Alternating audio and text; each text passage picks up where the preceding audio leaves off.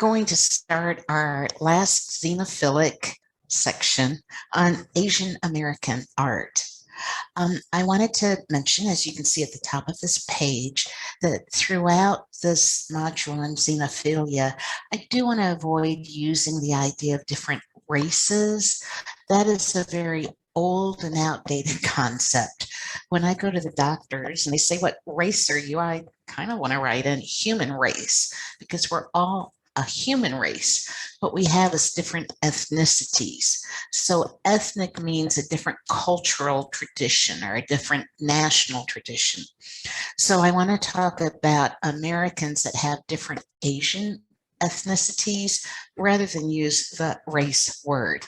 Okay, I think with anti-racism that we have that word come up a lot, and you're just against another human being because we're all part of the human race.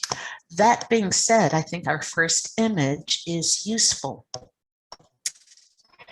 This image called Black and White is by a Korean American and a Black American.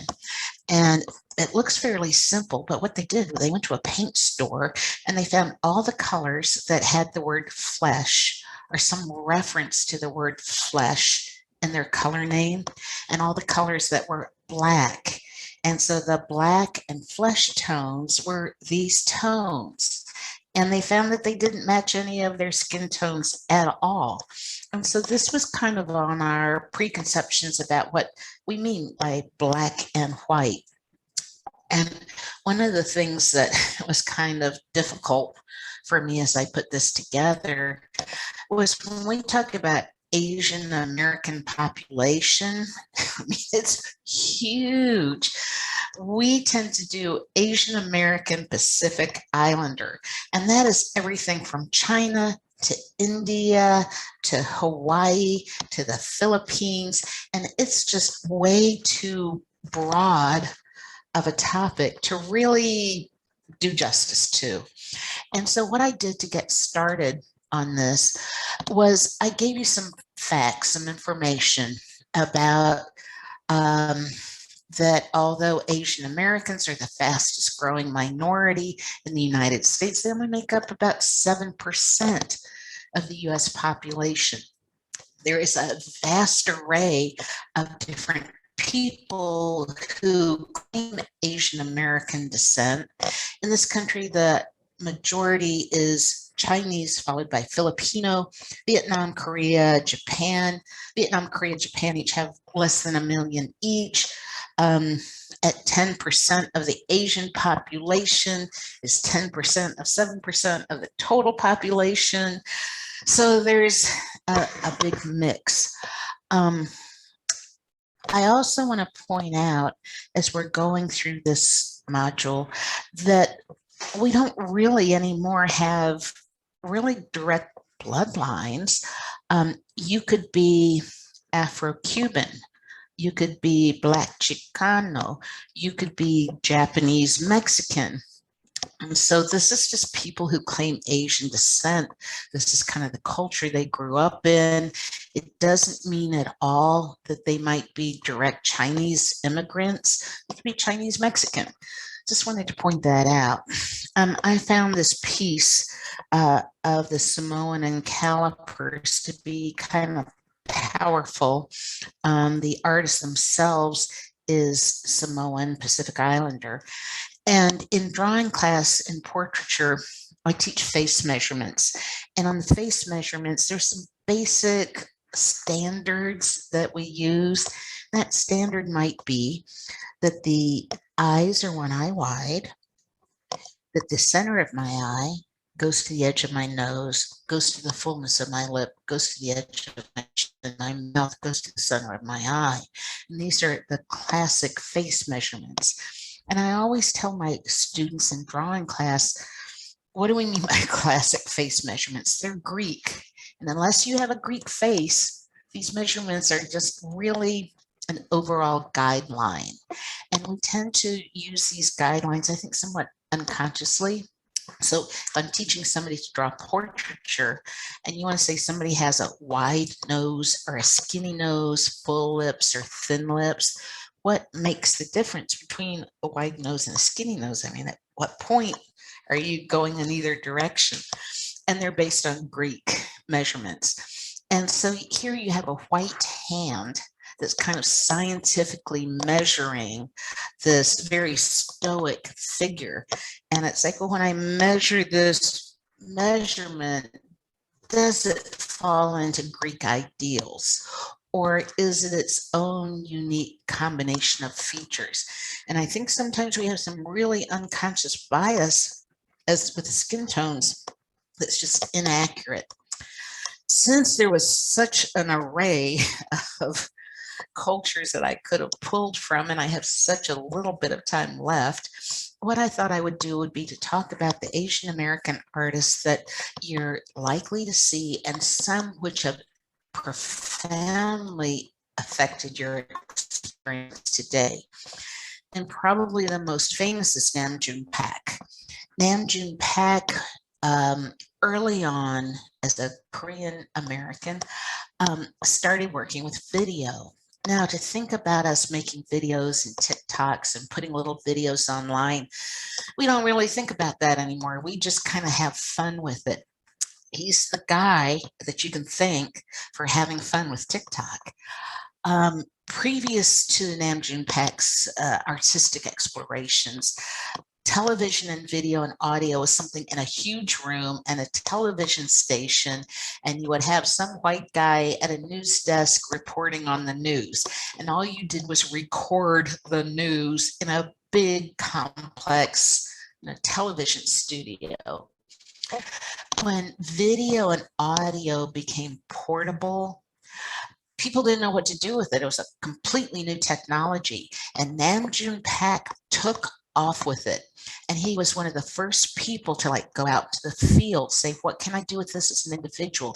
I don't need a whole television company behind me. I, as an individual, can get creative with this. And early on, he had this idea of the information superhighway. Now, we think of that maybe being a quaint way to describe the internet. This was before the internet was invented. And when you first start having computers and they're huge rooms of data processors, the idea that you might have interconnected computers was not there yet. The idea that you might have a video comments where anybody anywhere could share video, not there yet. So Paik, through experimentation, really lays the groundwork for ideas for the internet to emerge. Now, obviously, he didn't invent the internet. He didn't invent all the technology for the internet, but conceptually, he definitely laid the field for it. And he was the one where when television and audio and video would come out at cutting edge, he would be the person who would figure out, well, what can we do with this? How can we put it together? The high-end creative user of the end result of all this. So one of the most famous pieces is up in DC, the Smithsonian, is the Information Superhighway. And what this is a large construction where he took TV sets and he tuned them to different TV stations in all 50 states. Now, at the time, you would have local TV, but in Virginia, I would not be watching what's going on in Georgia on Georgia TV. So to take all the coaxial cables, to do all the technology, where he was able to bring in local television stations to each of these TVs, and then do this large neon map. And what's happening is if you've ever been to see it, all these images are flashing at once, and all these people are speaking in different dialects, and all of this kind of live feed is going on in different loops about people's lives in different parts. And when you see it, you feel kind of overwhelmed with all this information bombarding you. You might be a little bit more used to that today with the internet and being on Instagram and TikTok and all that, but he's definitely the guy who lays the groundwork for all of that. And it's really breakthrough thinking at the time. He definitely has influenced the future.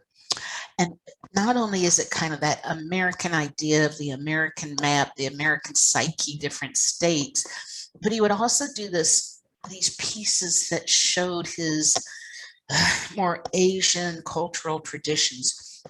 For instance, in Buddhism, the idea that desire creates suffering, that we get caught up in our ego and our individual self, and that there's a point at which you should let the ego dissolve and the self dissolve, and that we're in this endless loop of suffering because of our ego and desires. And so when you have Buddha watching TV, it's a real contrast at first, right? And he has this old school, video camera up on the tripod there, and Buddha's watching himself on TV. We understand now about watching ourselves on screen, our Instagram feed, where we may feel like we have to keep up with an Instagram persona, and the damage that that does, thinking, oh, other people on Instagram are having these great lives. What's the matter with my life, right? In this one, Buddha's meditating on this endless loop of your ego needing to be presented on a screen, seeing yourself on a screen, magnified on a screen. And meanwhile, the Buddha is just dissolving into sand. So on one hand, he's doing this really cutting edge avant-garde experimentation with technology, and on the other, he's meditating with what technology is going to do with us, to us as individuals, even as it connects us. Very interesting artist to look into their work a little bit more deeply. The other person who has probably influenced you, if you've ever been to IKEA or anything like that, is Osamu Noguchi. And I showed some of Osamu Noguchi's furniture. He's a Japanese American, and you may have seen furniture like this. If so, it's a Noguchi ripoff. Noguchi saw everything as sculpture. So everything 3D is sculpture. Before Noguchi, there's some, I hesitate to say Noguchi's the first one, because he's really the one who gets remembered for doing it as a pioneer. There were other artists that were concerned with these ideas. But manufacturing was machine-made goods, and machine-made goods should look like machines made them, and handmade goods look like people made them. And when you had machine-made goods, they were often really awful and cheap and fabricated. And you have a machine make something. If you have a 4x8 sheet of plywood, you're going to use 4x8 modules, right? And so Noguchi thinks, can't artists work with industry? Can't artists work with manufacturing so that your furniture can be art, your living space can be well designed? And so you can see this Japanese aesthetic where he's very much picking up on natural organic forms, or even man-made forms, human-made forms that somehow seem like they're connected to nature. And that Asian, Japanese tie to meditating on nature, being in nature as a way of having self-renewal, is very much part of Noguchi's work. I also want to mention that we saw Frida Kahlo in the Latinx work, and you probably know Frida Kahlo's work. She and Noguchi had an affair, and Frida Kahlo had an affair with Noguchi kind of to spite her husband, Diego Rivera.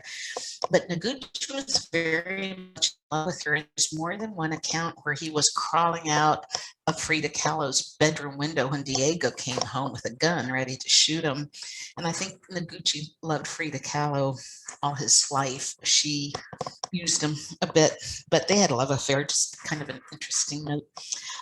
When you look at Noguchi's artwork, there's this very thin line between the furniture he makes and the sculptural objects he makes as a couch and the sculptural objects that he makes as pure sculpture. And so he really experimented with materials. It is not easy to join marble together in the way he's joined this together. But if you think of a mid-century modern aesthetic, or you like modern furniture, modern interiors, that's Noguchi's influence all the way through modern art and modern interiors.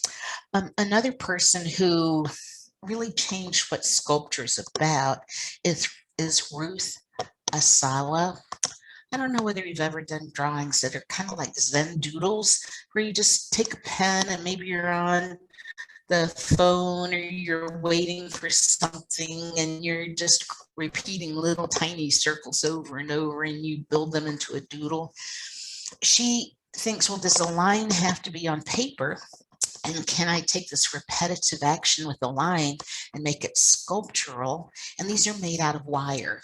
Now, that's pretty hard to do because if you kink the wire, you've messed it up, right? And so she has these little loops over and over again of wire. It's netted, it's knitted, it's a female technique, quote, female technique done in wire. But you think of sculpture as being a solid mass, like Osamu Noguchi's marble. It's a solid piece of stone. Her pieces encapsulate air. They use air and negative space, and you can see through them. So they're very much the antithesis or opposite of what you might think of with sculpture. They also have organic forms. You might think of drops of water. They might look like, something that's been expanded underneath a microscope. In the next piece that's underneath this one, you might think of the roots of a tree. You might think of a dandelion puff seed. So she takes her inspiration from nature and uses wire to repetitively do this action that's really not exactly like a dandelion seed or roots, but makes you think of it. This idea that sculpture is not a portrait, a bust, a figure, like it's a sculpture of a person, and it's not a sculpture of a thing. Instead, it's a thing you've never seen before. Like if you look at this, and I said, well, what do you think it is? You might look at it and say, I don't know what it is. Think about that. How hard would it be to imagine and come up with and make something you've never seen before? Like you have to come up with something you've never seen before, but make it believable. And if you've never seen it before, that means you can't stereotype it. You can't categorize it. It means if you've never seen it before, you have to stop and deal with it and look at it and imagine what it might be. And so this idea where life isn't all about what you're told it is, definitions, that some of life might be creative and imaginative. If you like Janet Eckelman's sculptures, she definitely is being inspired by Ruth Asawa, who came before her. So Ruth Asawa inspired people like Janet Eckelman. We're going to see that people like Yayoi Kusama, if you liked her work, or you like Meow Wolf's work, a lot of that's being inspired by these Japanese Americans, part of their contribution to our culture. Of course, one person that you may have already encountered by now is Maya Lin, who made the Vietnam Memorial. Actually, when this piece was originally made, Maya Lin was hated for it. She had to hide out because of death threats against her when she had this done. When the prospect of doing a memorial on the National Mall comes up, it's a multi-million-dollar project. What they do is they put out a call for sculptors, and sculptors from all over the world with big sculpture companies will come to, first they do drawings and sketches. And they submit their drawings and sketches, and that goes through a review board. And out of tens of thousands, they might choose 1,000. And then those thousands have to do studies where it's like, well, with engineers and drainage, can maintenance workers mow around it? Will people be safe? What happens to the drainage of water? Will the materials hold up? And so there's a whole study section that goes through it. And there's these step-by-step studies that go through it before you even get to the point where you're awarded the contract to do it. Well, so there were sculpture foundries all over the world, very successful ones that were submitting images of, what you'd think with a war memorial, bronze soldiers holding flags, struggling in their historically accurate army gear, what you think of with a war memorial, not monument memorial. And Maya Lin was, I think she was 23 at Yale. She was an architecture student, and she and a bunch of other students had been interested in funerary architecture, like buildings for dead people. And there wasn't a class in it, so they'd gotten together and a professor had agreed to sponsor them. And this, opportunity came up where a call for proposals went out, and she and her other fellow students at Yale on a lark decided, like, oh, this would be a good assignment. Let's just use this as an assignment. And she submitted this drawing that, if you look it up online, it's just this little black V. And surprisingly, they chose her. I don't think she even expected to get chosen. And her idea was that you would have this minimalist piece, that the Vietnam War was so much about conflict and protest and politics and people being divided. She didn't want to divide people. So what she wanted to focus on was the sacrifice that people had made for their country. And so she stripped away everything but honoring the dead. She stripped away Army, Navy, Marine. She stripped away politics. She stripped away black, white. She stripped away all of that. And she made this very somber piece. And the idea is that the names of the soldiers who died are listed in the order that they died. So the men who died together stay together on the wall. It's not alphabetical. And at the beginning of the Vietnam War, there were only a few casualties. So where you see on the right of this photograph, where it looks like it begins, there's just a few names, just a few people dying. And as we go deeper and deeper into the war and we get over our heads, which the piece does metaphorically, then more and more people are dying. It suddenly turns a corner. That's when the war turned a corner, when Saigon fell. And so you can actually find your loved one, at the point at which they died in the trajectory of the war. What doesn't get shown often on this is that in the middle of that wall, behind anybody viewing it, there's an American flag. So the American flag is reflected in this polished black granite. And it's meant to kind of is sunk into the earth, so that when you're there, you don't see the outside world. You're not distracted. All you see are the names of these people who died. People said at the time it was like a black scar in the earth, that it wasn't dignified. And they hated the fact, A, that she was female, B, that she was a student, and probably before A and B, even more, that she was Asian American. How could an Asian American of Chinese descent possibly comment on the Vietnam War? So she actually got death threats. I do want to point out that I had a Vietnamese student one time, and I went up to DC with them.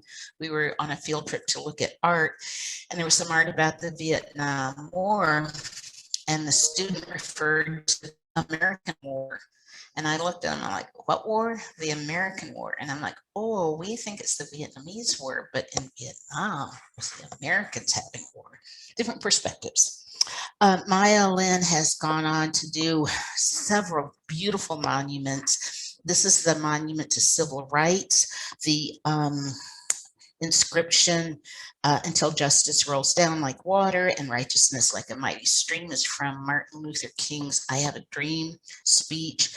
And what this is that there's a disc, and she chose the dates between when the Supreme Court said we have to integrate schools and when Martin Luther King died, was assassinated. And there's 42 people who were killed in the name of civil rights as civil rights activists during that time. So it's like a cycle of violence, a cycle of death that went on during this time. And as a fountain, and there's this very thin film of water on top until justice rolls down like waters. And you can put your hand in the water to touch the names, and your hand momentarily disrupts the water. But as soon as you lift your hand up, the water keeps flowing. So she used water as a metaphor for time moving on, for justice happening. You might also know Anish Kapoor, and this is called Cloud actually, but everybody calls it the Bean. And if you go to Chicago to Millennial Park, it's this great piece. It was technically really hard to do. It's stainless steel. Can you imagine stainless steel in that shape, that large? Like, how did they even put it on a semi to get it there without scratching it?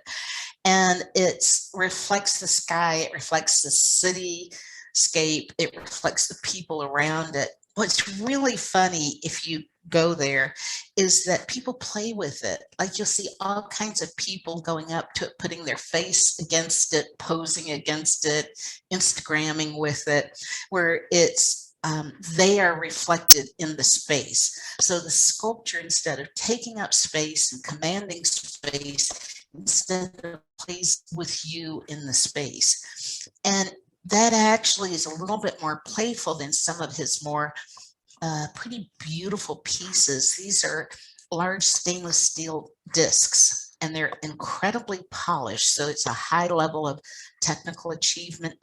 And you can see here it reflects the sky. That's the actual sky reflected in it. And it changes all the time. So at sunrise, at sunset, at cloudy days, different seasons. This piece is always changing as a reflection of the environment around you, sometimes making the invisible visible. I mean, I know you can see the sky, but seeing light and air as something beautiful and sustaining, and it makes you kind of stop and notice the light and air instead of just walking on your way. That's Anish Kapoor's work. Wenda Gu is, or Gowenda, I'm sorry, I'm doing it the Asian way. Gowenda is kind of interesting. For those of you who are into hairstyles, these are made out of hair, human hair. And I think that we can talk about having different ethnicities, but here is a common human thread, so to speak. Hair is regenerative. You cut it, it grows. Hair is about growth, connectedness. So this first piece is kind of a house that's made for the UN, and you see it's a rainbow house. So it's this, we're all human, we're all connected in this way. There's these threads that connect us. And this piece down below is a kind of a meditation piece, and it's rice paper with hair that's been worked into different languages and messages of peace from different languages. So on the left, you might see, English or French, Spanish. I think before COVID, these were very interesting kind of temples, human hair, humanity, being connected. We might all be different in how we communicate, but we're all humans together. And some of my students in other classes found this really creepy. And they said, after COVID, we're just not comfortable with being in a space with that much human body. And I thought that was kind of an interesting reflection, post-pandemic reaction to a piece of artwork. I followed it with this piece by Lynn Yamamoto, whose work is quite interesting. And it's human hair. And I think that often women are fetishized by their hair. Women's identity is created through their hair. Japanese women, for instance, with their long hair is a sign of being feminine and who they are. And so there's this pressure. And you see here a clamp, and you can have the handle for clamping it tighter and tighter. When I went through chemo and lost all my hair, I am not somebody who defines myself by my outward appearance. You probably figured that one out. It's my inner life that I think defines me. I was astounded at how much my identity felt cut off as a female when I lost my hair involuntarily. And I was suddenly very aware of advertisements for taking care of your hair, women who, dress their hair salons and all that. And when I lost my hair, I really understood how much female identity gets caught up in hair. So you have this piece here that's like this pressure that's being put into this feminine identity of hair.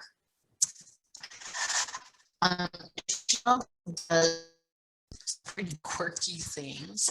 If you like Yayoi infinity mirrors, and you might have looked at Yayoi Kusama's polka dots, Len Yamamoto, really kind of follows in Yayoi's footsteps. In this one, there's a bell jar, that jar in the middle, and there's this cherry blossom kind of flower in the middle of the bell jar. And all around it, like thousands of butterflies. She did digital prints of butterflies and cut them out. And so there's these fluttering butterflies that can't get to the flower.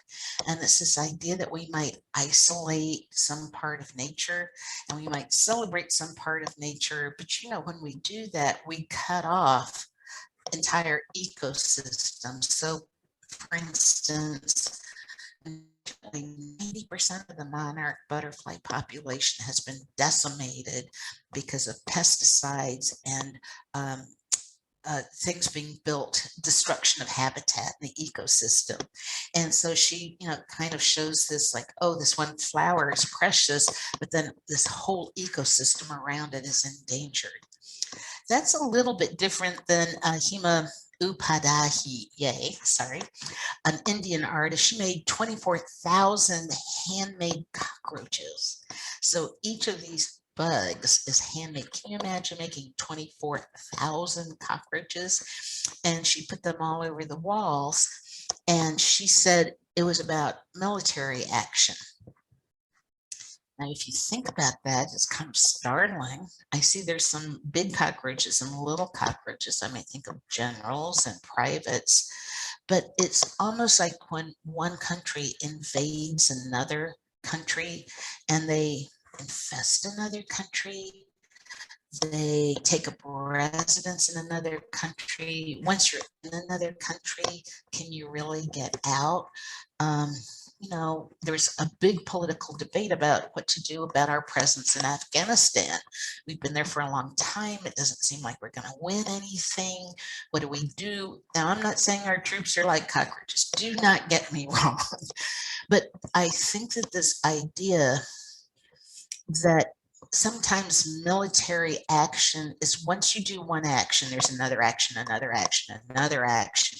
And can you really stop that cycle until these actions spread further and further? So, she's definitely talking about that.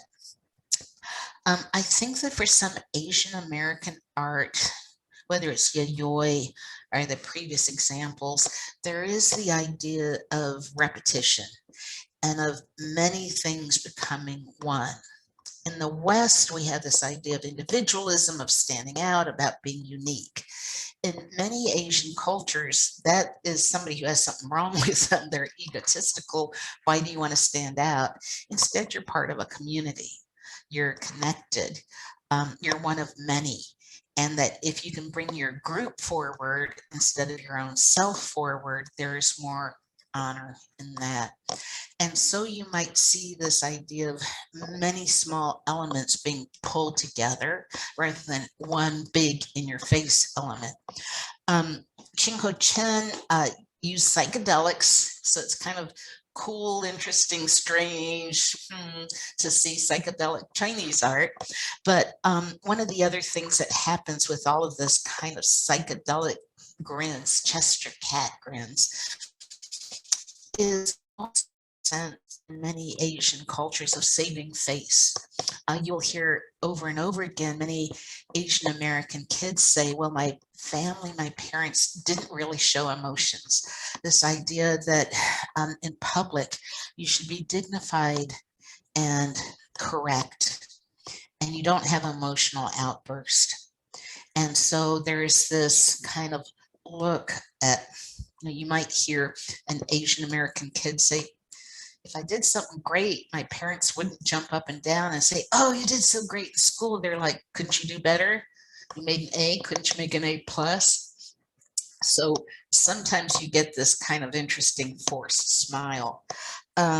Said Vietnamese student who I became close with when I had cancer would come to visit me, and he was always smiling. And I said to him, I really appreciate that no matter how bad I look or how bad things look, you have a smile on your face. You never show that you're upset. I know you're upset when you come see me. And he said, well, in my background, we're taught that if somebody has a problem and you see them, you don't, cry over somebody else's problems. You always smile. And so that kind of maintaining that face shows up several times in the Asian American art I looked at. This idea that when I look in the mirror, I should always have this, everything's fine. I'm not going to, have an emotional breakdown. Maybe in private, I'll show emotions, but the face I'm going to show the world is everything's fine. And that sometimes that was difficult being Asian American, because Americans are like, practically like teenagers. We'll like go off. We're emotional. We express ourselves with individual emotions. We tend to be, with families, probably show affection more, public displays of affection, PDA. We even have initials for it. And that created some conflict for some of these artists, which I found really interesting. Jessica Soren Tang was a Chinese American woman, and she is so American that she sometimes sees these kind of common, what we think of as Chinese objects in American stores, or like you have Chinese takeout, you have these Chinese rice bowls, and she sees them as kind of puzzling because they're not really Chinese and they're not really American, and they really don't have anything to do with her as an American Chinese. And so she does them in embroidery. And as I said before, you might have these materials where you have a real respect for the materials that you're using, but you're doing these small over and over and over and over again actions that are very meditative. And so she transforms these everyday objects by doing them in embroidery. One of her other pieces that I decided not to show, and I have to admit to personal bias, not against her, the artwork made me hesitate. I think that, in porn, there's a real thing about Asian women fantasies, and there's a whole, porn with Asian women being used for it. And she was concerned about this because it objectifies women, it objectifies Asian women. It makes it easier to have violence against Asian American women if they're just objects instead of people. So she would take these poses of Asian women in lingerie or suggestive poses that are kind of soft porn poses. And she would take away their faces and instead embroider patterns, like traditional Chinese patterns on their faces or Japanese patterns on their faces. And so it's just this pattern. They're just one of many. They're like wallpaper almost. I was really surprised when I looked at her images, because I found them, as a woman, they bothered me. I wasn't sure I wanted to post them for class, but I definitely thought they were worth talking about. So of course, instead of posting them, I'm talking about them. But if you're interested in that idea, to have a feminist Japanese or Chinese American is kind of an interesting combination of things. And she definitely comments on consumer culture, which I found interesting. On this last piece that we're going to look at here, well, next to last, Yuriko Yamaguchi's Reach Out. I don't know whether you remember the AT&T commercial, Reach Out and Touch Someone. Well, that's where the name of this came from. And at first it looks like a really odd object, but the two pieces are very strong wood, like iron wood that's very strong. strong, and they represent two individuals. And then connecting these two individuals, reaching out to connect them, is a very fragile stick. And it's this idea that the communication between two people can be very fragile. It can be easily broken. It's kind of a natural extension for me to connect or reach out to you and, try to connect with you. But that connection can be easily broken. And so this is a very minimalist, quiet piece, but it's definitely about making connections with other people. I did want to include a piece. This is a Hawaiian artist, and Never Turn Your Back to the Ocean. I think that if you live in Hawaii on an ocean, on an island, you can't turn your back to the ocean. It's this idea that you're both attracted to the ocean, connected to the ocean, but if we turn our backs to the ocean, we could be wiped out, right? And so for climate change, I think it's an important piece. I think it's a piece that speaks to our connection to the ocean. I can see as a Pacific Islander a connection to the water, but I can also see a greater global connection to climate change. So this was my little introduction to some Asian American artists. I would really like it if you would choose any of these artists and do a deep dive into their artwork. Except for Sama Noguchi and Ruth Asawa and Namjoon Pak, the first three. All of these are contemporary artists that are very much alive. They have web pages. They have Instagram accounts. On their web pages is all kinds of their artwork. And then they also have art statements where they speak to these topics. They speak to how they're seeing Asian American identity. I really chose artists that are kind of trying to navigate both the Asian and American identity and see some of the conflicts, the humor, the connections in it. So if you want to do a deep dive into their web pages, read their artist statement, follow them on Instagram. Unfortunately, will come up in just a second. To find out more about the Asian American artists, the Smithsonian Museum of American Art, right next to Chinatown in DC, has some great art, Latinx, other American art, right? And they have had a show on Asian American artists. So you can find out more there. I thought this last piece was really, really funny. Roger Shimomura does all kinds of pieces where he kind of takes his Japanese American identity and fuses them together. It's a little pop arty, but the idea that Asian Americans have been in the United States for a very long time. They crossed the ocean quite a while ago, and he imagines himself as George Washington with his crew crossing the waters, and he has this kind of humorous identity of two cultures coming together while at the same time saying, I'm part of American history as well. With that, the unfortunately is, of course, you've heard about the Asian American hate crimes that are going on, which seems really weird to me at any rate. And so there's an organization to help stop should be PI hate. I'll change that.